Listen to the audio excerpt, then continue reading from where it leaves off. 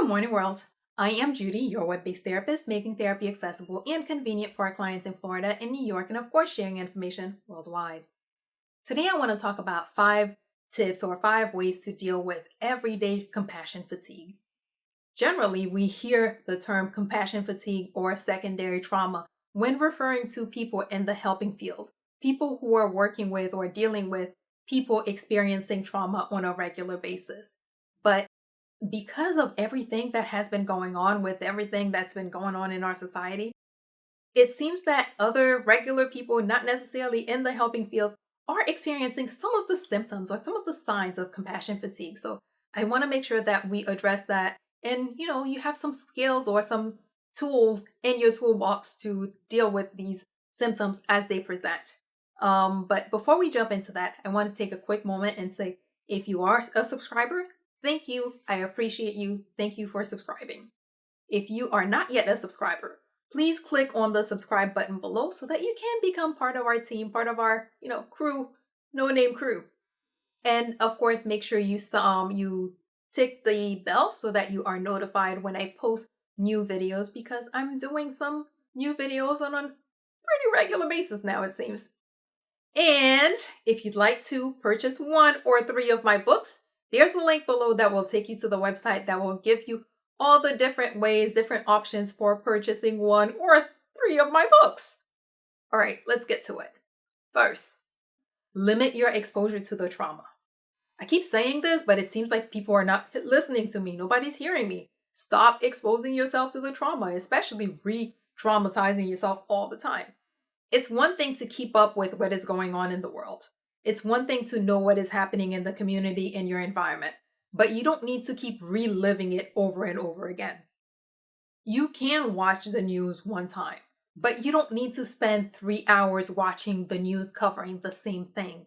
If you've read an article about something that's going on, you don't need to go read 37 more articles that say the same exact thing.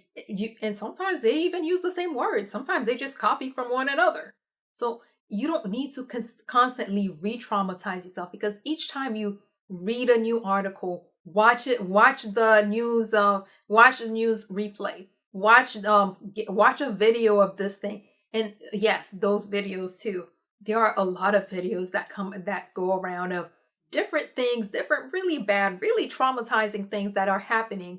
And it's one thing where you watch the video one time, but to keep watching it over and over again, that is re-traumatizing. Every time you watch something traumatizing, every time you consume something traumatizing, even if it is the same thing, you've known about it, you're still re-traumatizing yourself. So make sure that you're limiting your exposure, limiting news, limiting Facebook, your social media intake of things, just set some limits. 2, set and enforce boundaries and make sure that you're speaking up. With social media especially, a lot of times people are sending the same traumatizing things that we just read and saw on the news. Now they want to put it to you in social media. And of course, they want to send it to you, tag you in it, text you a link to something. Once you set some boundaries, make sure that the people around you know what those boundaries are. And if they start crossing them, make sure that you speak up. Things like tagging you or sending you messaging you with a particular video that is traumatizing, with something bad happened. People don't share all the great stuff that's happening. People don't share positive things, but they're happy to share the trauma with you. So when people keep sending you those things, when people keep exposing you to those things, it's okay to tell them, hey, I'm on a trauma diet, so please don't send me this. Hey, I'm on a trauma diet, please don't tag me and stuff. And sometimes people may get upset. People may have issues with it, but you have to set those boundaries, because it's it's your responsibility to take care of you. It's nobody else has that charge. It's nobody else's responsibility to make sure that, hey, you're not overly traumatized, that you're not consuming too much negative things. So make sure that you set those boundaries, enforce them, making sure people are not tagging you, making sure that you're not having those news replaying 24 hours a day at your house. that people are not texting you linked to some bad things that happen, because each time you watch one of them, each time you read one of them, you are re-traumatizing. It's almost like seeing it again. It's almost like experiencing it again. 3, have a way to release what you take in. No matter how well you do at setting boundaries and enforcing boundaries and limiting your exposure, you're still getting some stuff in because you're exposed to some news, you're exposed to people talking, you know what's going on in the world. And knowing what's going on in the world is being exposed to trauma right now. You watch television, maybe. Watching television is definitely being exposed to trauma right now. So have an outlet for that stuff. Whether it's exercising, whether you're talking to a counselor, whether you're using some creative outlet, whatever it is, have an outlet. Have a way so that after all the stuff gets into your brain, that you have a way of letting it out. Maybe you're journaling, maybe you're talking, maybe you're playing a sport, maybe you're just going outside and running it off. Whatever it is, have a way to release the stress that you take in. Have a way to counter that stress that you take in with some positive, you just need to let it out. So make sure you have a way to let it out. 4, pay attention to and limit your substance consumption. We're very much a self-medicating type of society. When something's going on, hey, let's have a drink. When you're not sure when you're stressed, when you're overwhelmed, when you're this, when you're that, we've become very much of a let's drink our feelings away kind of society. But that's not exactly good, because when you are using substances to cover or to mask the experience, it's not going away.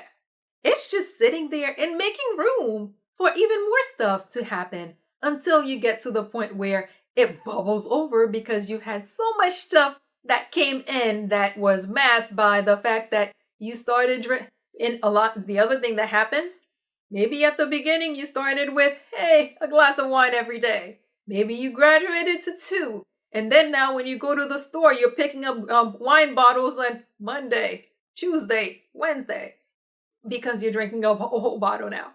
Make sure that you are paying attention to your substance consumption, because that is one way of realizing or noticing, hey, maybe it's too much. Maybe you're at that state, because the more stress we have, the more people who self-medicate, the more stress they have, the more they will self-medicate. The more things they believe or they feel are wrong, the more they need to medicate. So if you start noticing that your substance consumption is getting higher than usual, it is definitely a sign that, hey, you have a lot of stuff going on. Let's address those things and maybe put that bottle down. 5, engage in life-affirming activities.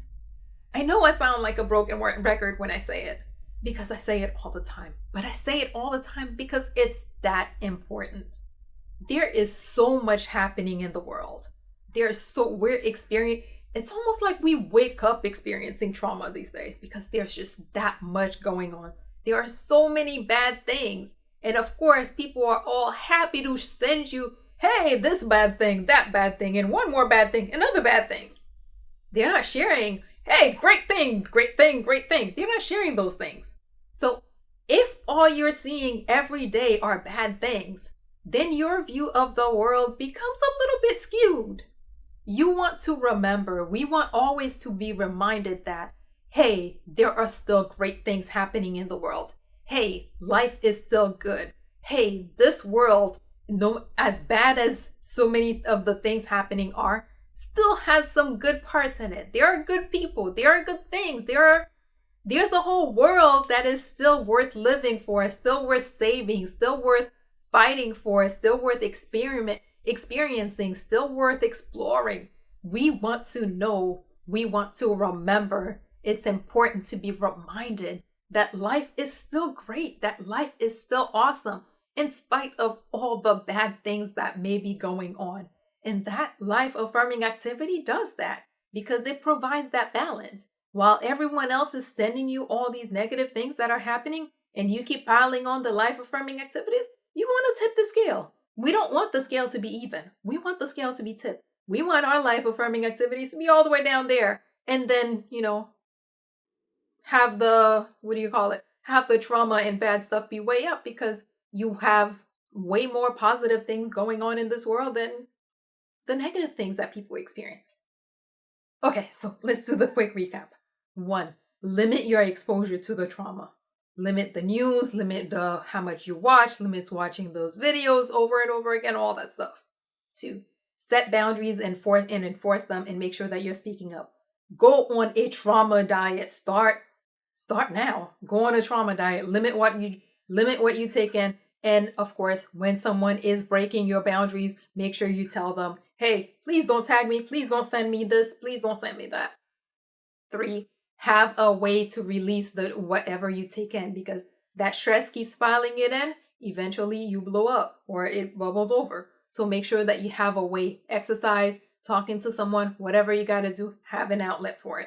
4, pay attention to and limit substance consumption, because as our stress level goes high, a lot of times people have a tendency to increase their substance consumption because we need something to mask all this negativity, right?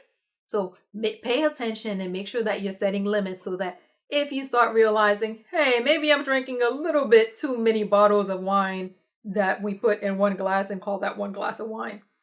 And finally, engage in life affirming activities because they create that balance. As many bad things may be happening in the world, you want to remember that the world is still great.